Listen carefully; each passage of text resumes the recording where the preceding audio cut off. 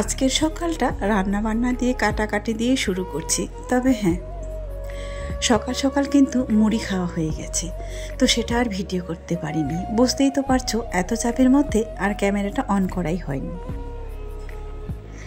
বাড়িতে কেউ থাকলে তো এমনিতেই মনে হচ্ছে সব কিছু এলোমেলো লেগে যায়, কোনটা করব কোনটা কী করব এরকম একটা চলে আসে।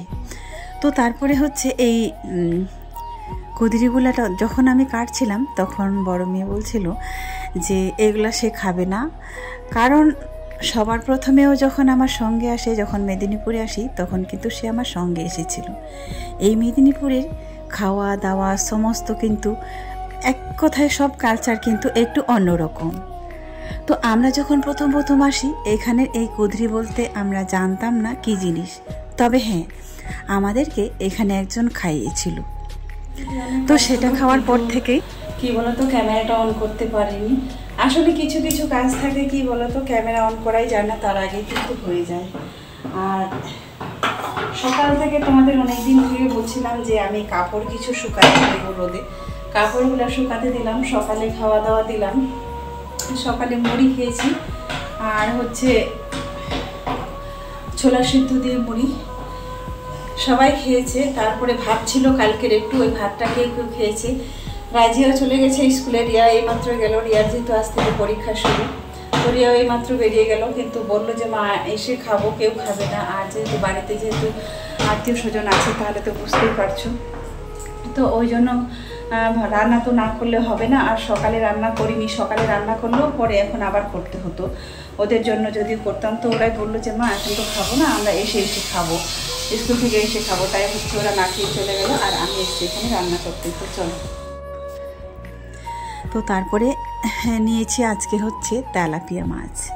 এই মাছটা হচ্ছে এই ঝিঙা আলু কচু এই সমস্ত কিছু দিয়ে রান্না করব। আর এনেছে সকাল সকাল শাক। তো যেটা বলছিলাম, তো যখন আমরা প্রথমে এই মেদিনীপুরে এসেছিলাম তখন কিন্তু একজন আমাদেরকে এই কুদরিটা খেতে দিয়েছিল। ওই কুদরি ভাজা খেয়ে সবার প্রথম দিন সবাই অসুস্থ হয়ে পড়েছিলাম।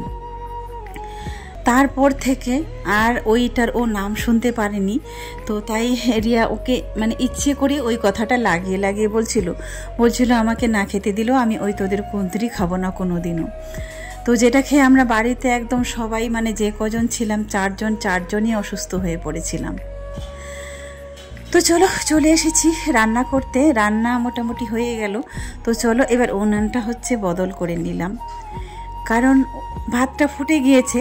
এখন ওই ওভেনটায় দিলে কি বলতো ওইটা যেমন বন্ধ থাকে সেটাই বলা যায়, এত স্লো চলে। তো যাই হোক, ভাতটা ওইখানে এমনিতেই ফোটার পরে এমনিতেই হয়ে যাবে। তো তারপরে হচ্ছে চলো মাছগুলো ভেজে নিই। তো অনেকেই অনেক কমেন্ট করেছিলে যে তোমার বাড়িতে কে এসেছে একটু বললে না, আর একজন দিদিভাই বলেছো তোমার কেমন মেয়ে সেটা বললে না। তো চলো আজকে তোমাদের সেটাই বলবো। এখান থেকে যদি আমরা আসলে 3টা মাছ রান্না করলে আমাদের কিন্তু 3 মা বেটি সবার মিলে হয়ে যেত। এখন কিন্তু বাড়িতে আমরা অনেকগুলো লোক, বলতে গেলে 5 জন। এই শাকটা আজকে এত টেস্ট হয়েছিল বলে বোঝাতে পারবো না। ওরা তো খেতেই চায় না, মা একটু করে খায়, আর ওরা মা বেটা তো মুখেই দেয় না এই শাকটাও, কারণ আমাদের থেকে এই শাকটাও খায়নি, তোমাদের আগেও বলেছি। তবে মা এর আগের বার খেয়ে গেছিল, তো ও একটু একটু করে খায়, খুব একটা বেশি না।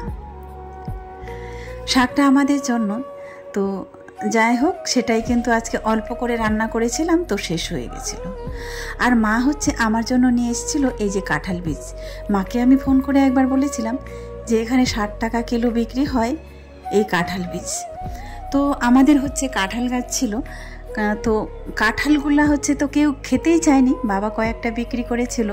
তারপরে হচ্ছে বাকিগুলো হয়তো গরুকে দিয়ে দেয়, ছাগলকে দিয়ে দেয়, আর বীজগুলো ছাড়িয়ে রেখেছিল, কেউ খেতে চায় না। আর ওই আমার ছোট ভাইয়ের বাড়িতে যে গাছগুলো আছে, আর এক একটা কাঁঠাল মানে এত লম্বা, আমার হচ্ছে 1 হাঁটু পর্যন্ত হয়ে যাবে।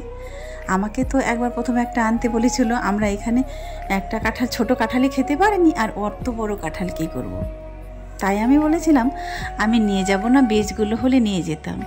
তো তবে একদিনের জন্য যখন গিয়েছিলাম তখন ভেবেছিলাম যে নিয়ে যাব, এরকম সন্ধ্যাবেলায় রেডি করে রেখেছিলাম। তারপরে কিন্তু ভোর ভোর যখন আমরা উঠে চলে আসি তখন কিন্তু একটুকু মনে নেই। আর মায়ের মন তাই তো মা রেখেই দিয়েছিল, যখন এসেছে তখন হুট করে আবার নিয়ে চলে এসেছে মনে করে। রান্না বান্না মোটামুটি কমপ্লিট, তারপরে চলে এসেছি কাপড় শুকাতে দিতে। রান্না বান্না খাওয়া দাওয়া সব কিছু হয়ে গেছে। কাপড়গুলো কিন্তু বালতিতে করে ভরে রেখে দিয়েছিলাম, একটুও আমার মনে ছিল না।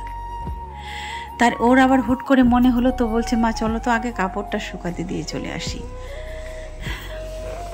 বেটাকে ঘুম পাড়ালো, না হলে সেও পিছন পিছন চলে আসবে, তো শুইয়ে রেখে দিয়ে এসেছি। তো জানি না ও একটু আওয়াজ বলে আবার পিছন পিছন না জানি চলে আসে। আজকে দড়ি, এই তারটা একেবারে ফাঁকাই ছিল।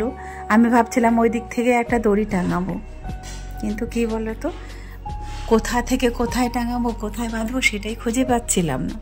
তারপরে দেখলাম আজকে আবার মোটামুটি তারটা ফাঁকাই আছে, তো যাই হোক পুরোটাই দেওয়া যাবে, সমস্যা নেই, একবারে শুকিয়ে যাবে। আসলে কি বলো তো, যে পুরুষ মানুষ থাকলে ওই টুকিটাকি কাজগুলা ওরাই ভালো পারে করে দেয়। আর যেমন মেয়েদের কাজ আলাদা, ছেলেদের কাজ আলাদা। পারবো না বলে এটা কথা না, আমি পারবো না এমন কোনো কাজ নেই, সব কাজই করেছি। তাও ভাবছি যে কোথায়, এটা যেহেতু ছাদ তো, আর একটাই খুঁটি আছে, ওটাতে তো ওরাই দিয়েছে,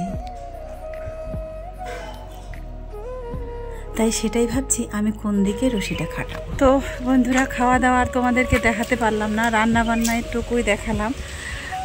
আর হচ্ছে দেখতেই তো পেলে রান্না বান্না, ভাত আর ঝিঙা আলু দিয়ে তেলাপিয়া মাছের ঝোল, আলু কচু দিয়ে। তো খাওয়া দাওয়া হলো, স্নান করে হচ্ছে খেতে বসেছিলাম, তো খাওয়া দাওয়া হলো। কাপড় ছিল কিছু, তো এই যে মা বেটি মিলে চলে এলাম, কাপড় শুকাতে দিয়ে দিলাম। আর এখন দেখছি রিয়াও স্কুল থেকে চলে এসেছে, তো ওকে এখন খেতে দিব। চলো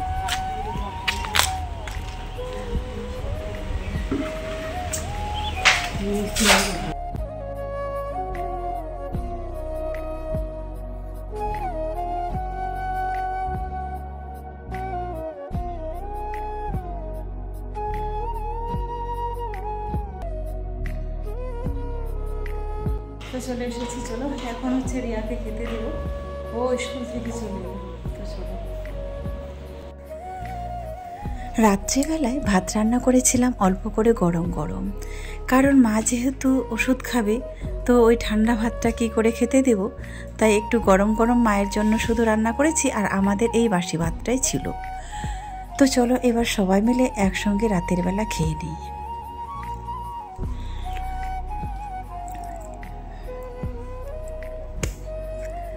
এইটা হচ্ছে সন্ধেবেলা, কোনো মতেই খাচ্ছিল না। তারপরে একটু দুধ গরম করে দিলাম, আর ছিল রুটি।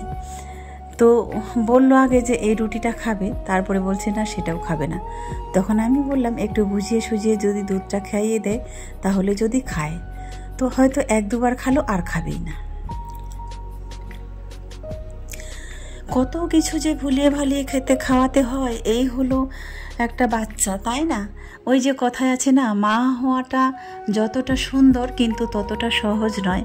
কথাটা কিন্তু সত্যি। একজন মা হতে গেলে যে কত পরিমাণ কষ্ট করতে হয়, তার খাওয়া দাওয়া, তার ঘুমানো, তাকে কিভাবে ঘুম পাড়াবো, সে কিভাবে খাবে, কত যে হাতি ঘোড়া ছাগল বা ঘাস দেখিয়ে খাওয়াতে হয়।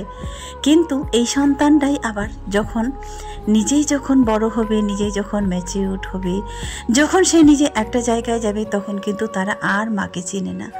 আমার বেলায় শুধু না, প্রত্যেকটা মায়ের বেলায় বলছি, প্রত্যেকটা মায়ের ক্ষেত্রেই বলছি, একটা সময় ওরাই এসে চিনবে না যে মা আমাকে কিভাবে মানুষ করেছি, আমি বা কিভাবে বড় হয়েছি। এই হলো কথা। না হলে সব সন্তানরাই যদি এই সিচুয়েশনটাকে বুঝতো যে আমার মা আমাকে কিভাবে বড় করেছে, আমি কিভাবে আজকে এই জায়গায় পৌঁছেছি, তাহলে হয়তো আমাদের দেশে এত এত বৃদ্ধাশ্রম হতো না, তাই না? 10 মাস 10 দিন পেটে রাখার পরে, তারপরে যে জার্নিটা থাকে 10 বছর পর্যন্ত, ভাষায় প্রকাশ করা যাবে না। এরই নামে মা। তারপরেও কিন্তু একজন মা, একজন নারী, একজন মেয়ে, একজন বউ, একজন মা, একজন বোন, তারা এই সমাজে কত অবহেলিত হয়, তাই না? আমার জীবনটার কথাই তুলে আসি না কেন, আমার জীবনটারই কথা আমি ভাবি যে সত্যি আজকে যদি আমার মূল্যটা থাকতো তাহলে হয়তো এখানে আমাকে পড়ে থাকতে হতো না। কেন যে আমাদের সমাজ এরকম আমি সেটাই বুঝি না। আর একেই বলে মেয়ে। ও আসছে যখন ঘরের খুঁটিনাটি যা কাজ ছিল সমস্ত কিছু একটু একটু করে গুছিয়ে দেয়। হঠাৎ করে বলছে মা পাখাটা তো নোংরা হয়ে গেছে, তারপরে সেটা আবার খুলেই ফেলল। ওই যে বললাম আমি পারবো না এমন কোনো কাজ নেই, একটা সময় করেছিলাম, এখন তো আর সময় পাই না, আর এরকম মাথাটাও ঠিক থাকে না। পুরো ফ্যানটাকেও পাখাটাকে খুলে একদম ধুয়ে মুছে পরিষ্কার করে চকচকে করে দিল, আর বলছে এখন কত সুন্দর হাওয়াটা লাগছে। খুলে সে একবারে ঘষে চকচক করে সাবান দিয়ে ধুয়ে নিয়ে আসলো। তো চলো আজকের মতো শেষ করছি। সবাই ভালো থাকবেন, সুস্থ থাকবেন।